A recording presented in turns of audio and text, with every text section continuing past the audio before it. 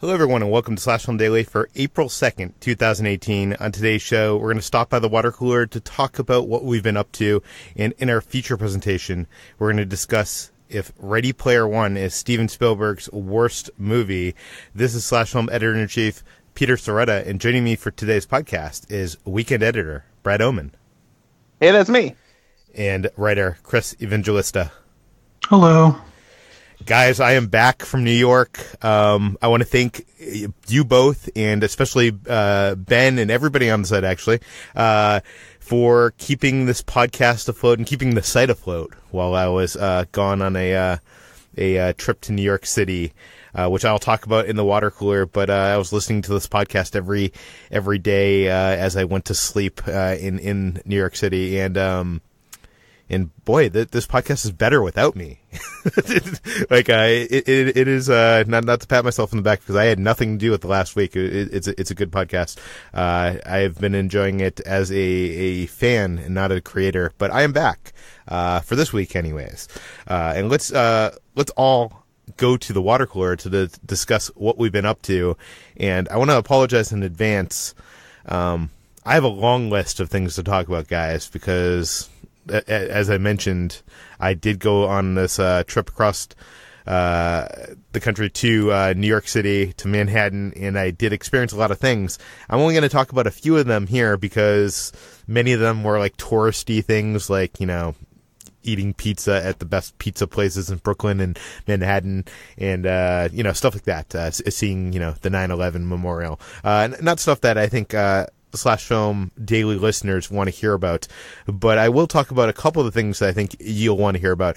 I got to experience one of the first performances of Harry Potter and the Cursed Child on Broadway. As you know, this is premiered in London a number of years ago. It's now on Broadway with the original cast from London. Have either of you read the play that was released? I have not. No, I haven't either. No, I had not either. I had avoided it just because I heard, you know, it wasn't the right format to, you know, it just was, it didn't read like the novels did, and as it shouldn't because it's a play, but it's better to experience, you know, on a stage. So I did go to New York City. We were luckily able to get tickets, which were really hard to get at, and we got the tickets where there's two parts of this play. Some days, like, you see one part one night and the second part another night. I was lucky enough to see both parts in one day. Each part has an intermission, and in between the two parts, there's, you know, a long break so you can go grab lunch or dinner. Okay, so I'll give you the spoiler-free version of my reaction for Harry Potter and the Cursed Child, and that is that it is an amazing production. Like, this is probably the best produced play I've ever seen.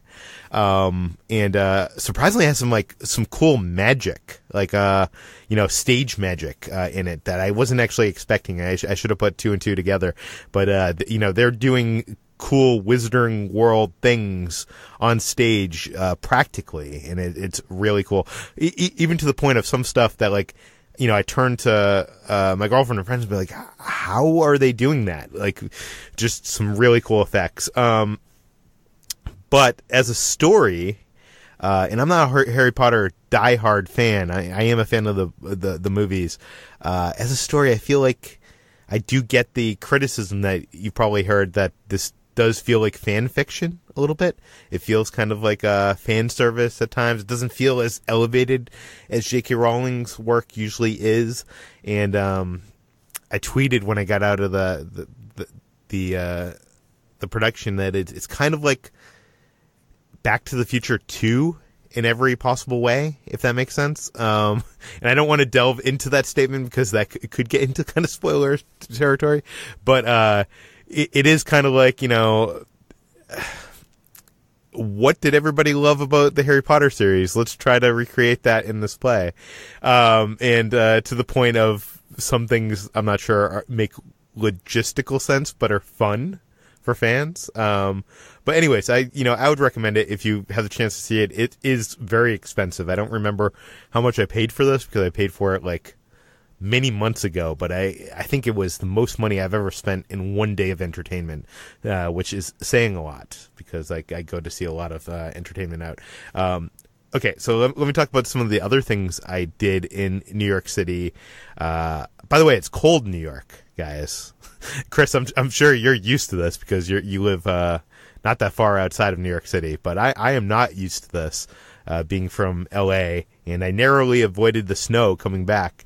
But it is cold out there. I went to Madame Tussauds Wax Museum, which I wouldn't recommend going to. It's kind of like this bad tourist trap on Broadway, or not on Broadway, in Times Square. But I went there because I wanted to see the Ghostbusters Dimension Void VR experience. Brad, have you heard about this? I have, and I would like to try it out sometime, but unfortunately it's nowhere near here. Yeah, unfortunately, to experience this Void VR experience, at least in New York City, you have to buy a ticket to this Madame Tussauds, wax museum, and this, like, horribly produced Marvel experience. So you end up paying, like, $50 just so you can go experience this Ghostbusters experience, which it's made by the same people that did the Star Wars Shadows of the Empire experience that's in Disneyland and a bunch of other locations. This is their earlier version of that. It doesn't have the hand tracking, and it does feel kind of very fidgety, but it's very cool. Brad, I think you would freak out as you look, through a giant hole in the skyscraper that you're in as the Stay Puft Marshmallow Man is, walking by, and you're trying to destroy it with your guns. But it is cool, but I don't think it's Guns? Your proton pack? Yeah, proton pack and the neutrino wand. Wand, yeah. Come on, what are we doing here? Yeah. What movies the experience is probably like 10 minutes long. It's a lot to spend $50 if you're just in it for that experience. I did get a good photo with a wax sculpture of Steven Spielberg though, so maybe it's all worth it. I don't know. And I wanted to talk about two other things. I know that I'm going super long on this water cooler segment, but I saw a couple of magic shows while I was in New York City because obviously I love magic. The first of which is The Magician at the Nomad Hotel with Dan White. This is a magic show produced by Theory 11, my favorite magic company. They teamed with the Nomad Hotel, which is this really cool hotel. If you're ever in New York City, you should go there. They have this bar called the Library, which is, it looks like a library. It's really cool.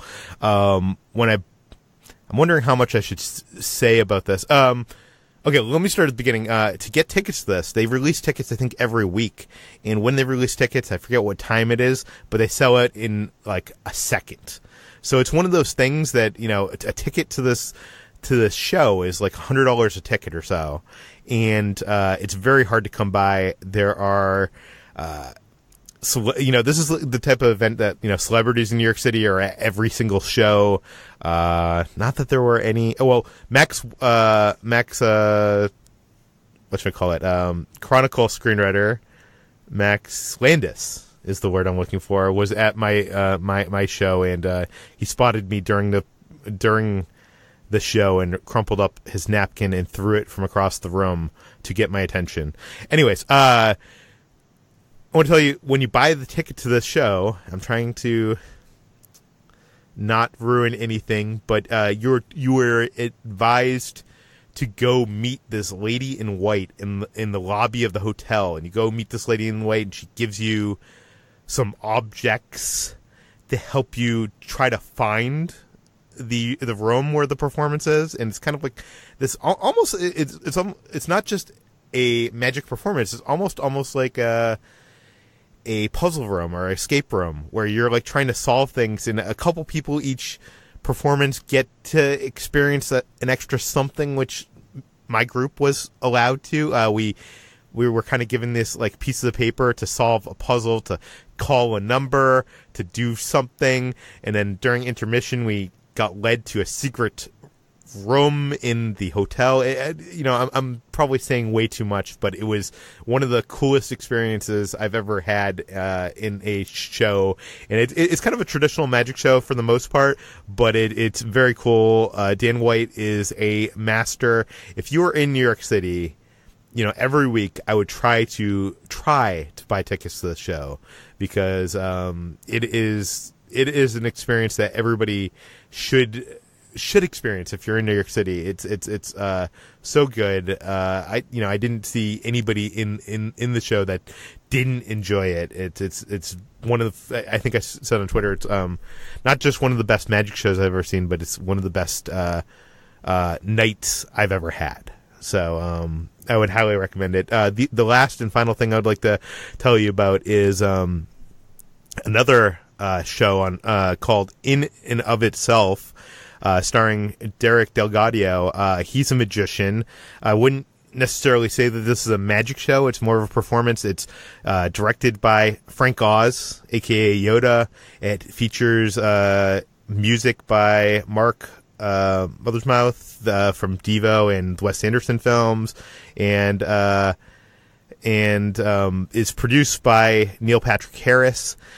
This is the closest I've ever seen to magic being elevated to, I don't want to say an art, but like this is way more than just a traditional magic show. It makes you think about life. People, I've only been to 2 magic shows where I've seen people in the audience cry at an effect, and this is one of the 2. It is so amazing. I've written about this on the site, but I wrote about it when I saw it in previews when it was in LA. This show is going till the end of the summer in New York City. It's been extended a few different times. They've done the show for a long time now.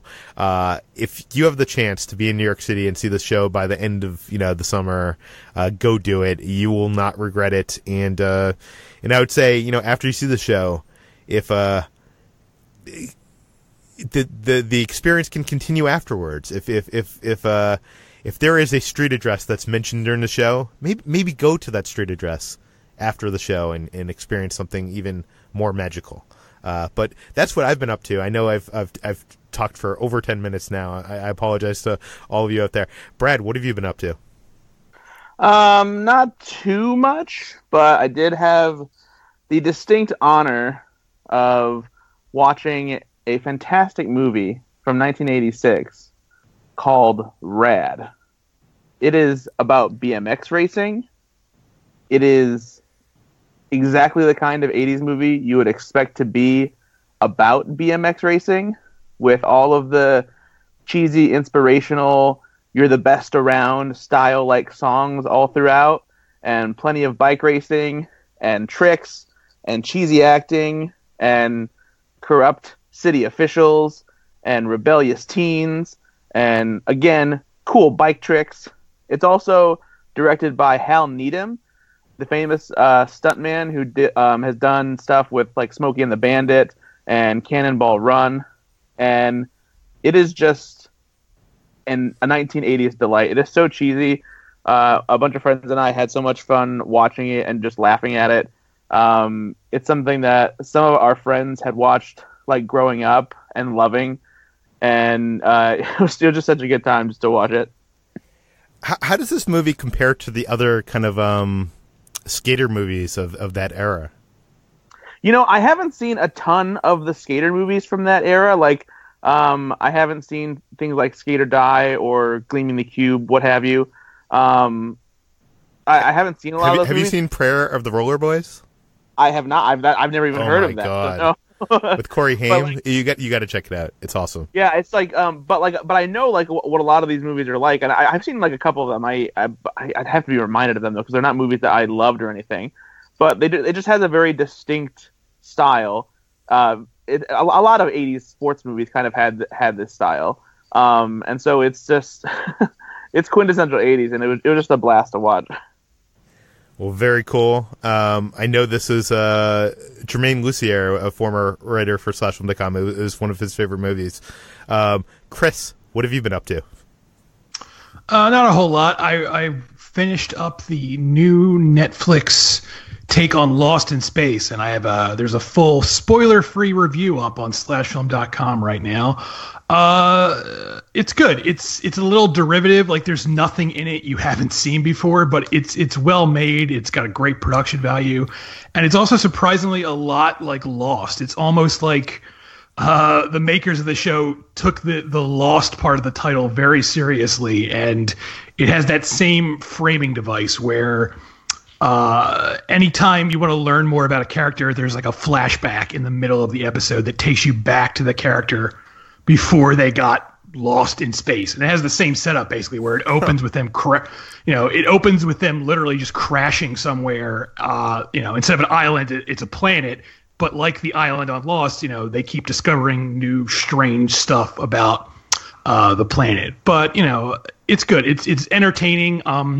It's not like binge worthy. It's not like other Netflix shows where you're going to want to blow through it in a weekend. I'd actually recommend taking your time with this and watching it over a period of a few weeks, because I think it plays better that way. I mean, see, your Lost pitch had me interested, but now that you're saying it's not binge-worthy, because I feel like one of the great things about Lost is it always ended on like this moment that you kind of wanted to see the next, show. It's kind of like 24 in that way. And you're saying this is not that?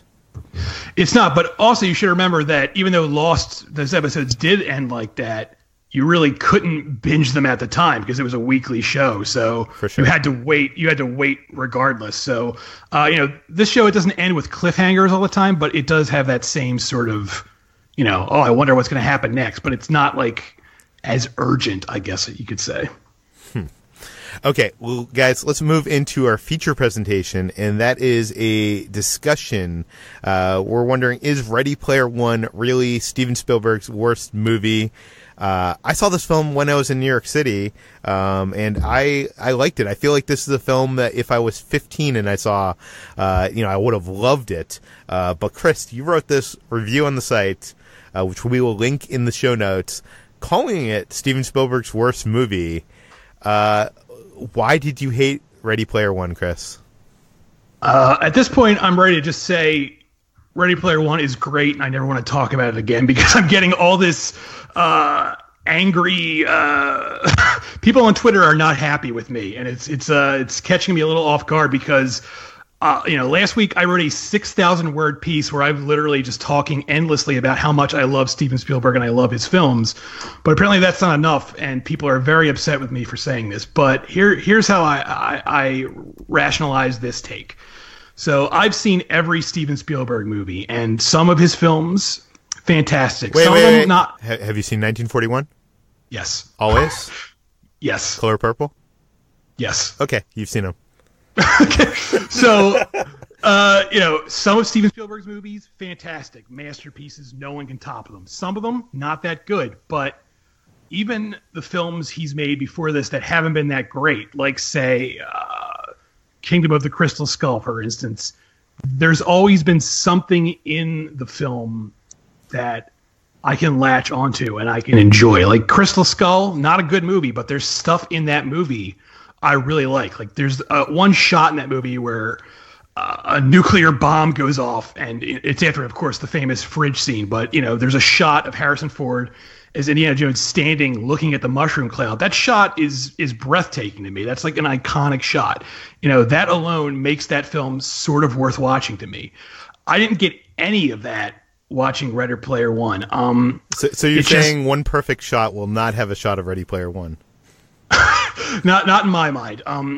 This didn't even feel like a Spielberg movie to me. Spielberg is a master of cinematic language. I think he's pretty much the best working director right now who can tell a story just with images. He doesn't even need dialogue. He gets it. He has such a firm grasp on that.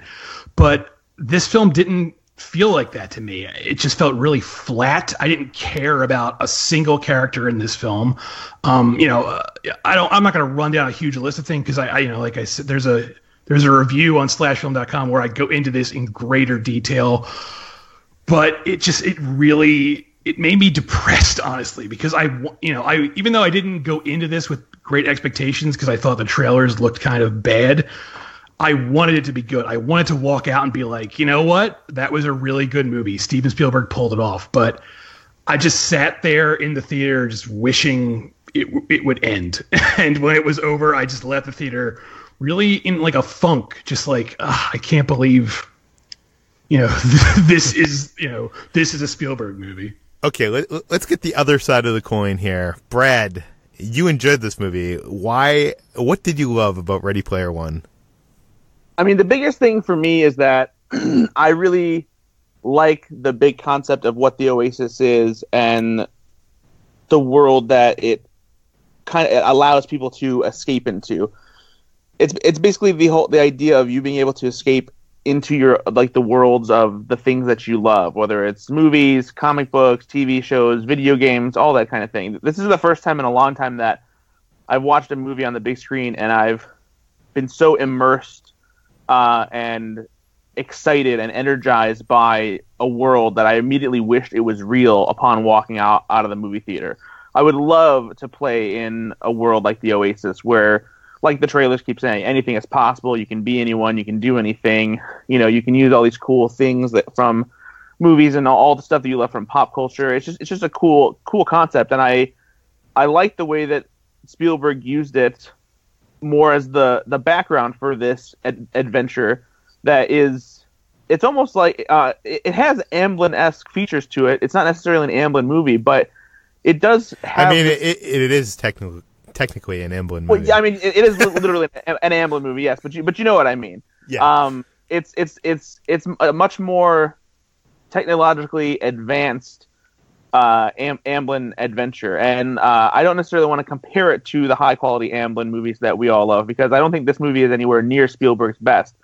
But I just don't think that it's anywhere near being his worst movie. He does so many cool things with what he's given, and he elevates the material so that it's not just something that is this trip down memory lane and this whole thing of where all you're doing is just listing off pop culture references in the way that a lot of people have criticized Ernest Cline's novel for doing, which I have not read personally, so I don't know the details of it, but I just know the complaints that I've heard from the very vocal people who have expressed their distaste for the book on Twitter and various other parts of the internet. Okay, so I guess the question is, Chris is claiming that this is Spielberg's worst movie. Why is this worse than The Lost World, Chris? Lost World isn't that. Do you think The Lost World is Spielberg's worst movie? Is that why you're asking that? Well, I think it has more cringeworthy moments, like, Jeff Goldblum's daughter doing gymnastics to fight the raptors. Absolutely. That is a terrible scene. But it also has a very stunning sequence where those trailers are hanging over the cliff and Julianne Moore falls onto the glass, and there's this shot of her leaning on the glass, and the glass starts to crack. Like, stuff like that, that's phenomenal to me. I mean, the movie isn't great, but it has moments like that which save it for me. Whereas, again, I didn't get any of that in Ready Player One. The closest I came to that in Ready Player One is the Shining sequence where they go to the Overlook Hotel, and even that turns into this I don't even know how to explain it. It's this goofy scene with like zombies running around, and I don't like it. I don't care for it. No, thank you. That was a little weird. I almost was wondering, why didn't they pick a horror if they needed kind of like these zombie things? Why didn't they just pick a horror film that has those kind of enemies? Brad, do you think Ready Player One is better or worse than The Lost World? I think that as a whole, it is better, if only because it's, I don't know. The Lost World for me suffers from coming after Jurassic Park, and nothing that happens really is all that more exciting than what happened in the first movie, with the exception of, like Chris said, that incredible cliffside trailer sequence. But otherwise, it's just trying to up the ante by having more dinosaurs, and it's a very contrived plot, and the ending in San Diego is completely stupid. The whole idea of a dinosaur loose in the city is positively ridiculous, and it does not work at all. It turns it into a parody of itself. So I think Ready Player One is better than The Lost World, if only because the way Spielberg tackles the themes in this movie is about our obsession with pop culture and our reluctance to embrace things that we're uncomfortable with, and embracing our identities and coming to terms with them and living in the real world while still loving the things about escapism and the stories that don't exist in the real world. I think there's a lot more that he does with this movie than he even tried to do with The Lost World. Okay, let's bring up a couple other movies that are, when you search online for Spielberg's worst movies, these are the ones that consistently come up, and that is Indiana Jones and the Crystal Skull and AI. Chris, is this really a worse movie than Crystal Skull? Oh, yes, absolutely. I can say that without even hesitating. This is a worse movie than Crystal Skull. Brad, do you have any defense? Hold on. You just said that this movie is worse than Crystal Skull? What, Ready Player One? Yes, yeah. Absolutely. Absolutely. Oh, boy. I'm not sure that I can agree with that. Much in the same way, like you, I don't know, there's some really stupid, dumb shit in Kingdom of the Crystal Skull. We're talking, come on, this is the thing that launched Nuke the Fridge as a new meme. And like the Shia LaBeouf swinging through trees and getting hit in the balls by vines and stuff. I agree. That stuff is it's terrible. But don't get me wrong. There is some good stuff in Indiana Jones: Kingdom of the Crystal Skull. But again, I think that Ready Player One as a whole does what it's supposed to do and feels like it's something that is cohesive in Spielberg's style in a way that Kingdom of the Crystal Skull is not. Kingdom of the Crystal Skull feels like it's not directed by Spielberg. Like it's directed by somebody who's desperate to pretend to be Spielberg and pay tribute to Indiana Jones at the same time. Crystal Skull has a bad villain, as does Ready Player One. What is up with Steven Spielberg's his execution of villains in these popcorn movies? Like, has he forgotten how to do a villain in a blockbuster? Chris? It does. Oh, sorry. Go ahead, Chris. No, that's a good point. I don't know what the deal is with that. I mean, Ben Mendelsohn is a great actor, but he has like nothing to do in Ready Player One, and he's also wearing huge false teeth, which I don't really understand why, and it kept distracting me. Like every time he talked, his big fake teeth were there, and I kept waiting for an explanation. Like, oh, they're going to explain why he has those false teeth, but they don't, and I don't get it. So I don't know. Brad, you had some thoughts on this? Part of me wonders if maybe Spielberg hasn't really updated his storytelling principles to have villains that don't feel like they come from a different era. Because Spielberg has constantly crafted villains that are kind of basically come from different time periods. I can't really think of a blockbuster that he's made that has a villain, or at least some form of antagonist that isn't A, a creature, or B, just something that was pulled from a film period from decades before. I mean, Hook has Hook, who's a pirate. There's the dinosaurs in Jurassic Park. All the villains in Indiana Jones are classic action-adventure villains, from Nazis to muscular thugs and villainous officers. I can't really think of... Is there a villain he's done that doesn't really feel like it's a cinematic trope? Like, I feel like that's kind of just his style when it comes to blockbuster villains, is he pulls from tropes from the past, which is, I think, maybe why Sorrento is the way he is. Not to mention the fact that we're still talking about he pulled this from source material as well.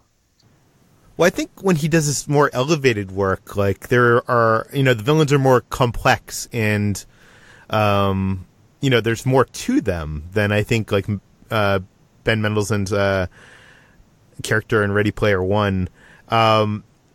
You bring up Hook, Brad. Is Ready Player One a better movie than Hook? Yes, for sure.